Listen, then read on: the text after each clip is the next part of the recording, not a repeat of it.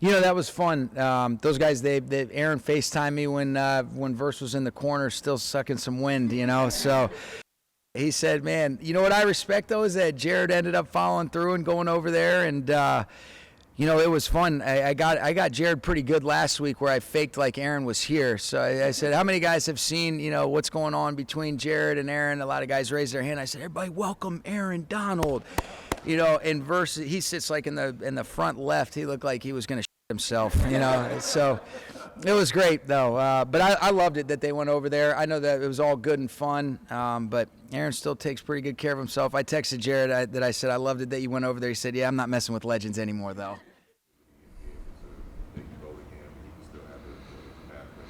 Yeah, it's amazing, Nick. And what's cool is because he still is so, present, and he still is very close by and still so involved with the organization, we use him as references all the time. And it's a lot easier now that he's not in the building to just talk about a lot of the things that he did that are exactly in alignment with what we want to be about. And he really, I think he feels the investment the organization's made in him, and he gives it back. And there's a lot of... there's so much benefit from that in terms of just the relationship that we have, the relationship he has with the Rams, and the respect and reverence that a lot of guys have for him.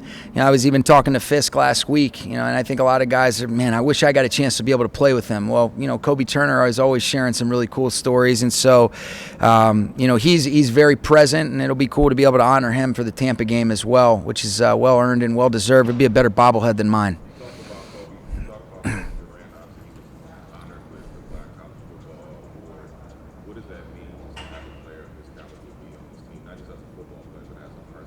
Yeah, it is always about the person first, and I think, I said it before, Chris Peterson got a chance to come out here, better people make better players, and, he's continuously gotten better, he works at it, you talk about the growth mindset, the ability to understand how do I apply a lot of these things that we're talking about as I'm accumulating experience and then using those reps to bank them the right way, and so really been really pleased with him. He's a great human first and foremost, and, he is just continuing to ascend as a player, and I think his best ball is ahead of him.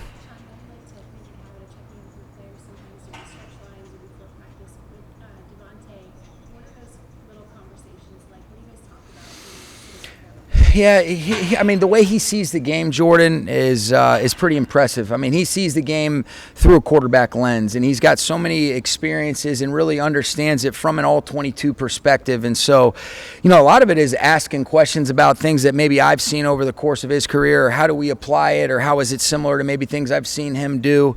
But he's, he loves football. There's a consistent passion. There's a real understanding of, how it all kind of fits together, spacing, timing, rhythm. And so, and then, we talk about other stuff outside of football, but the way that his mind works, I've really enjoyed being able to learn from him as well.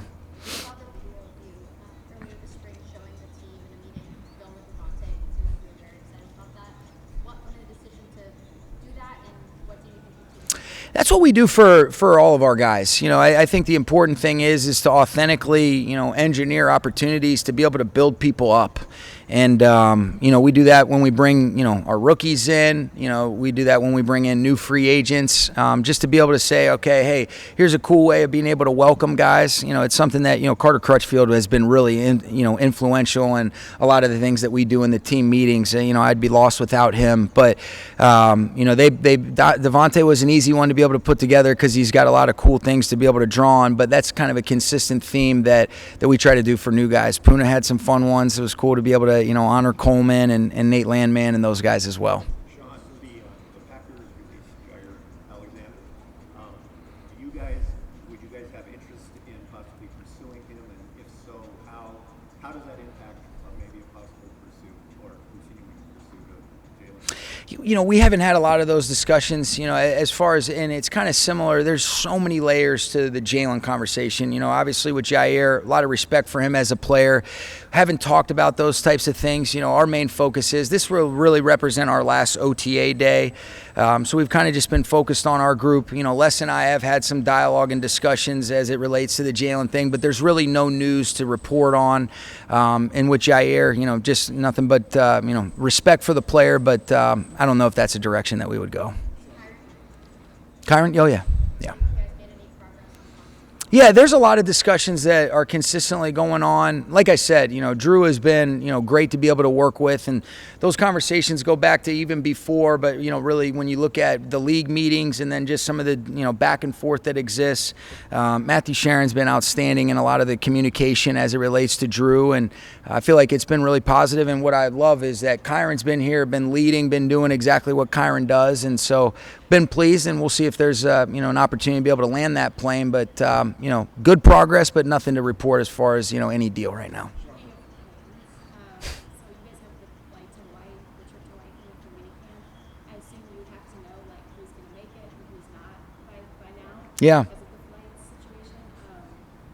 Do you expect full attendance at the camp? Oh yeah, and if not, it's because it's been an excused absence where there might, because here's the reality: what a cool opportunity that we've got to be able to partner up with Maui. A lot of similar things that that community has kind of gone through, and obviously an opportunity to be able to extend your kind of brand reach, if you will. As far as the amount of football, this is about being able to connect. We'll do a couple things, like more like a phase 2 day.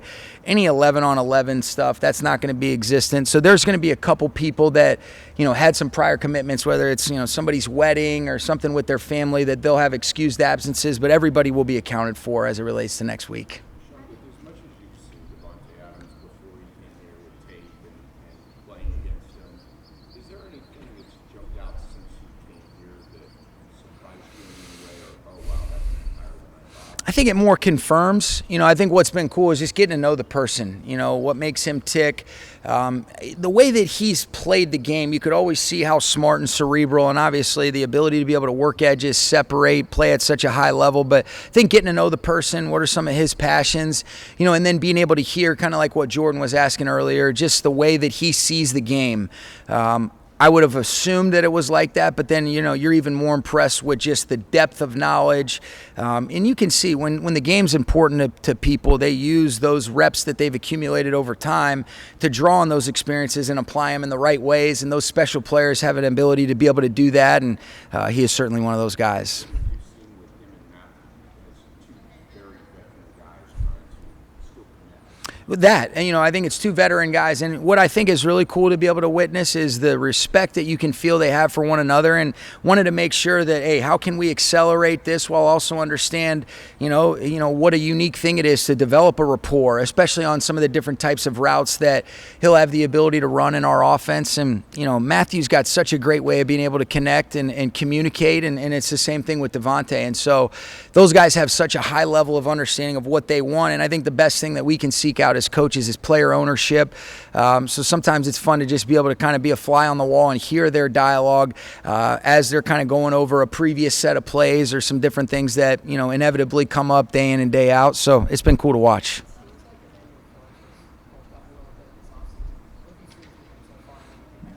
Yeah, I think he has. Justin Lovett and his group do such a great job. Forbes is bulking up, looking good. But he's really, I think what's been awesome is, and we talked about this at the very beginning, having an understanding of what we're trying to get done. He comes in the middle of the year, and you could see I really liked his demeanor. I thought he did a good job in the Seattle game when he played last year, but really understanding some of the things that Aubrey is teaching him and how do I apply it in these team settings. He's got great movement.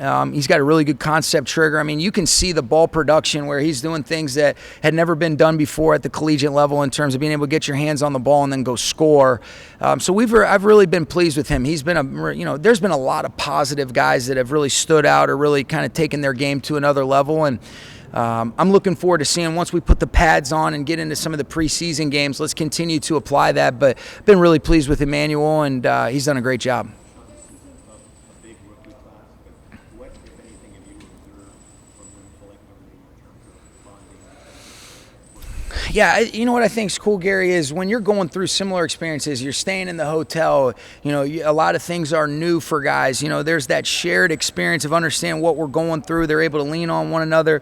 What I think's been great is we've really tried to lean into, the types of people where there's different personalities, but there's still our core values or experiences that these guys have gone through that have tested their mental fortitude, their resilience, a lot of the things that you've heard us talk about over the last couple of years. I think we've really leaned into that. And so I think the most important thing is, as a team, how do we come together? How do we really lean on one another? But when you are going through a similar experience, it's been fun to be able to watch those guys kind of mature and be able to grow together, if you will. It still is the early parts. And then, Aubrey and Casey Africano, but like Aubrey, as the assistant head coach, he's been leading a lot of the messaging and just some of these meetings, and watching him connect and, guys being able to open up has been really cool to kind of be able to witness. And it's a huge credit to him, but really enjoy just the caliber of people we have in our locker room. I think that's one of the things that I would hope you guys would feel, even as it relates to just doing your job, is, man, these are quality young men. They're respectful. They understand that you guys are trying to be able to do a job, and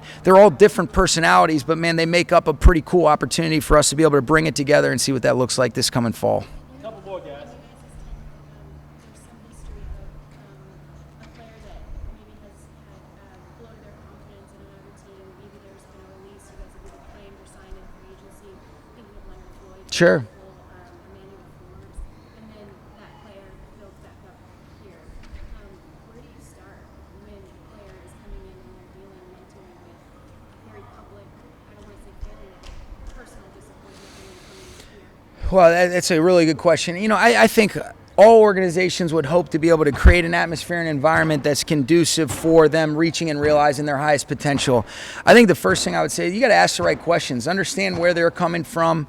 I think so often as coaches, and we talk about it all the time, you feel a responsibility to correct. So, all right, well, what is that ratio? How often are you calling guys up for what they're doing right? How often are we cognizant of, hey, we're going to be demanding, but we're never demeaning or disrespectful? And, what does it look like to create and to cultivate an atmosphere and environment that does build people up while being challenging, and understanding that a lot of these things are skills that you can lean into inevitably at any, in some time frame. You're going to go through a storm, and we talk about it a lot. Hey, you're either in it, you're going to go back into it, or you're just coming out of it. And it's usually one of those three things, and the separator is how you're able to handle that. But the best part about football is we're all in this together, and it's the greatest team sport that there is. And so I think it's all about meeting people where they are and then trying to authentically build them back up, while knowing that, there's inevitably a lot of hard things that we're doing, like talking over Matthew ripping the ball against the wall right now, so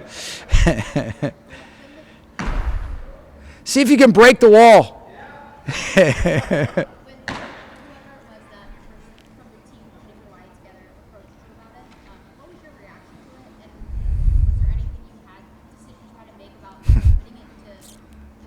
Yeah. Well, I think it's a great opportunity for what the intent is. The people that asked me about it, they were smart about the timing of when they asked me about this, knowing when I would agree to it. But it is a really cool opportunity.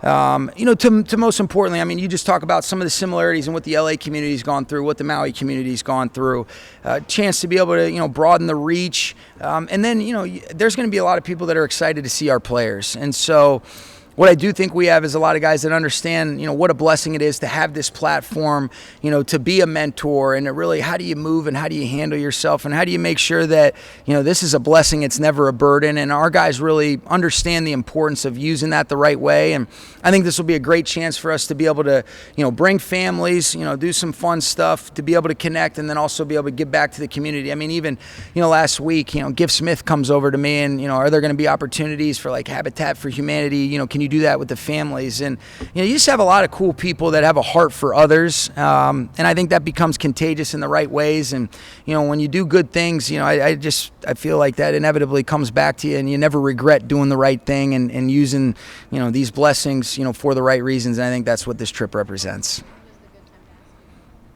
Before I'm not going to even answer that. A long time ago. What's up, man? Good to see you.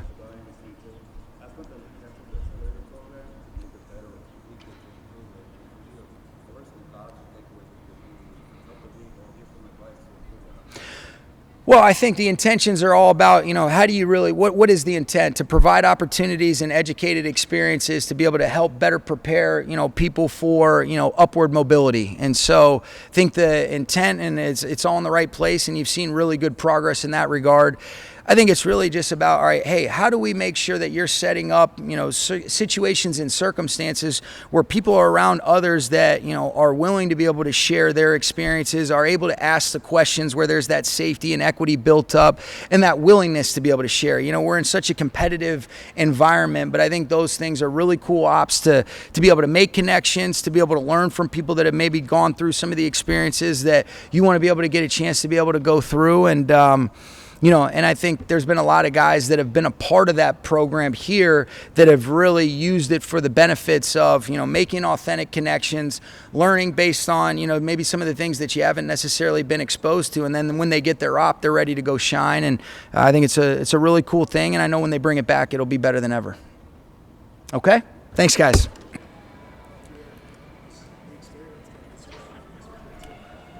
Well, I mean, it ain't the first few weeks. We've been going for a minute now, but it's been good, man. It's been exactly what I needed. Feeling rejuvenated and really enjoying the time with the guys, getting to know them, getting on the same page with Matthew, and just kind of gelling with the whole team right now. It feels like I've been on this team for a couple of years now, just based off of how open and receptive the guys. Thank you. Open and receptive the guys have been to me. Sean showing a lot of love, with the video to start the year, getting me integrated with the team, and it's just been fun all around. How have you been able to build chemistry with the rest of the wide receivers, like Puka, I mean, just through tape, through time on the field, bonding outside. I mean, it's the same stuff that I've been doing for the prior 11 years before I got here. Just getting to know one another. I think that's something that kind of gets lost sometimes, just because we all grown men with our own families, kids and stuff. But just having that time to connect outside, and it allows you to kind of get a better connection on the field and within the building. what have you seen up close to Puka, versus what you've seen previously? I mean, he got a lot more tools than what, because I wasn't necessarily studying his film before, but I'd seen things from afar and seen the highlights and, some of the tape anytime I was watching, an opponent that, maybe they played or whatever. But a lot more tools than what I even knew before. And I got a lot of respect for his game, his approach. I mean, it's exactly what a young guy in this league, should attack with a veteran coming in that has a lot of experience and knowledge. And it just makes it more fun for me than, on my side, and easier for me to share the secrets and the different tools and small nuances that go into wide receiver play. And he's eager to learn, which also makes it fun too. You played into offenses that were kind of based off this principle, but what have you seen that Sean McVay likes to do that's different and exciting? Well, I mean, there's only so many routes out there, so everybody's got similar routes. But I think just the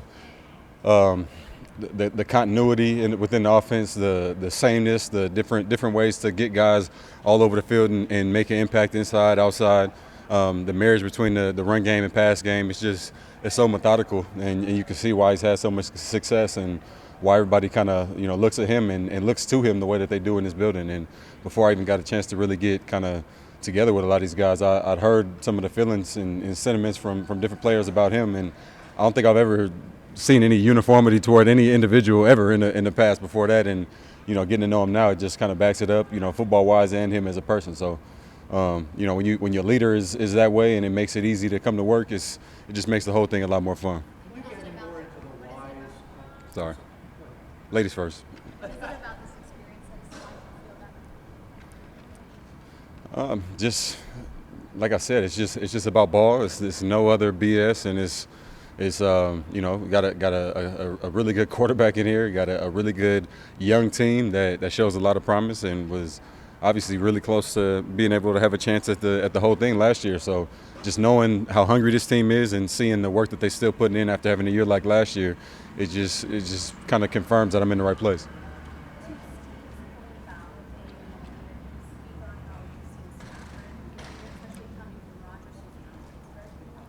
Yeah, I think everybody kind of leads in their own way. Some people are vocal leaders, and some people are, kind of show the way and watch what I do. And I think he's a little bit more of that. He's definitely vocal, but it's more of like a, when needed. It's not just speaking up all the time and breaking it down every day. But when he does talk, to listen. And it makes it easy for a guy like me, because I'll run a route and expect that I'm supposed to run out of it a little bit quicker. Maybe I had to dive to catch it or something like that. And he's saying that's on me. I got to put it on you. Versus, telling me to do it a different way, which I'm completely okay with too. I'm the new guy here, and a lot of times that's how I look at it anyway, is how can I make the thing better versus, put a better ball on me. Like, as long as he's throwing me the ball, I will figure out a way to get it. So him being a man like that obviously helps this whole thing go a lot smoother and us get on the same page a lot faster. A few more guys. Say the beginning part of that one time. In your time with Matthew, because you played with other elite quarterbacks, what jumps out about him that you didn't know by watching? Well, the main thing is, based off a couple we had today, he don't care what that coverage says. If they're not playing that coverage right, you might get the ball still. So everybody at all times got to make sure it's never just for the love of the game. I'm sure everybody's heard of those routes where, you kind of design to clear out, or maybe based off a certain coverage you'll be eliminated. That ain't how he roll. And you got to be a dog to do that. You got to have a lot of confidence in your arm and who's across from you, who you're throwing the ball to, and kind of all of that. So I actually got the ball today on one that I wasn't expecting to. Thank God I was ready for it, but I wasn't thinking based off the coverage I would get it, and it came to me, and I actually had the catch and run opportunity off of it. So, if you got a guy like that that's going to make you defend it the proper way, not just allow you to display a coverage and that dictate where the ball goes, is you in trouble. We'll go Jordan, we'll go Gary, and then turn it back. Sean said he likes to check in with the leader during stretching, have a conversation, whether it's about things he wants to learn from you, things he sees at practice, or like dislikes. Yeah. Expand a little bit on what you guys talk about. Well, I won't give you too much on that because we do talk a lot, and I think it's important to have a good connection. Especially me getting here, trying to get on the same page with him. So he does such a good job of, when I'm out there on the field, communicating as I'm going to the line on certain things. Maybe it's something that we talked about, or maybe he wants to test it and see how I'll run it, and whatever. And then we have a talk as I come back to the huddle, or whatever it is. Call him. We talked last night about a clip that I saw. I gave him a call. Because, there's one where I felt like I could have made a different decision. And just the way he talks, too, in that situation, just reaffirming that, anytime where I have a choice or anything like that, like he trusts me to make the decision. Like, that's the type of thing. You give that type of confidence and empower your players, you'll get a good product. So, that's one of the examples. Davante, having played with Aaron, one of the best pure passers in NFL history. Correct. And now playing with Matthew, having spent some time with Matthew. Don't compare them. I knew you were going to do I'm not that. asking you to compare. Yeah. Except as a receiver, catching the ball from those kinds of elite quarterbacks, does the ball, what's different? What is it that maybe we don't see that's different? Yeah. That's a good question. It's a common question, too. I feel like I've been asked maybe 20 times just, from various people, does Aaron or Matt throw harder? Everybody, Aaron, Matt, Derek, everybody, even, when I play with Jimmy, they all can throw hard and they all do throw hard, but it's a time and a place for everything. So it's not like, Matthew's just out there throwing just 100-mile-an-hour fastballs on every single pass. So there's certain times where it's going to come in a little hot, but I would say the timing is probably the thing that varies the most, quarterback to quarterback, whether it's, the Raiders or, Washington or whoever it is. It's usually the timing. It's not the velocity. It's more, because you're going to throw the ball. If a window's closing, guy is not going to throw a ball, with a bunch of air on it. Everybody's going to throw it, a little hotter. So I'll probably say the timing, and then from there you obviously get on the same page and adjust to do whatever it takes to come down with the ball. Last one right there in the back. Besides the obvious, can you get into a little more detail about why you need to be rejuvenated from what's going on over the last few seasons? Yeah, just this game is supposed to be a kids' game, and us just have a good time, a fun time out there together. Kind of feel like, Pop Warner, high school, college ball all over again. And that's exactly what this team feels like in the best way possible. It feels like a college-type camaraderie, just around. I don't think I've seen a linebacker and a punter talking as much as what I have since I've been here, or, the kicker and quarterbacks or whoever it is. It's just so much crossover, even within myself. Like, I found it took a little bit more time for me to get integrated into, the Jets team than it was, getting here. And I knew a lot more of the guys on the team even. So it kind of just depends. And a lot of that probably had to do with me going halfway through the season. Wasn't where this time where we have as much time together, to kind of be away from ball as well. But, yeah, it's always going to be different, but I feel like this is what I needed, just based off the vibe and the aura of the building, and everybody's in a good mood. It's not like a dark cloud over the building, and I've experienced that quite a bit over the last few years. So it's a glaring difference when you come into a building like this. All right, thanks, guys. Yeah. Thank you.